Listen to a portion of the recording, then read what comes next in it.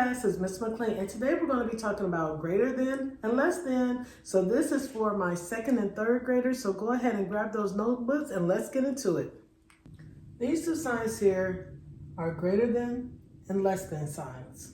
For me to remember which sign is which is that I know that one sign can be turned into the word greater and one sign can be turned into the word less. Let me show you.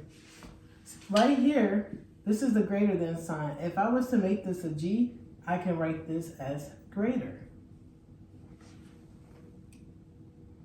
And right here, if I was to make this an L, I can write less. So that's one quick and easy way that you can remember a greater than and less than sign. Let's take a look at these two numbers. And you let me know which one is greater and which one is less than. We have the number 85 and we have the number 75. Can you tell me which one is greater and which one is less than? That's right, you got it. 85 is greater than 75. Now, what if I had these numbers switched around? And we would always read these numbers like we read our books, right? We read from left to right. So now say if I wrote 75 first and then the number 85, I would then switch up my sentence to say 75 is less than 85. Let's take a look at some more examples. Let's look at these examples here on the board.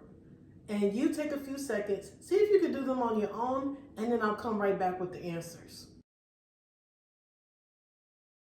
Let's take a look at the answers. 40 is greater than 25. So if you got that one, give yourself a thumbs up. 83 is also greater than 15. And 123 is greater than 95. If you got all of these right, give yourself a great pat on the back. Let's do one more set of examples just to make sure that you guys are understanding this. So I'll give you a few more moments to go ahead and write your answers down on your notebooks, and then we will come back with the answers. Okay, let's see if you have the right answers.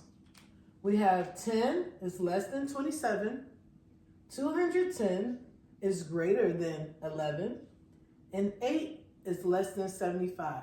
If you got all of those right, that's awesome work, guys.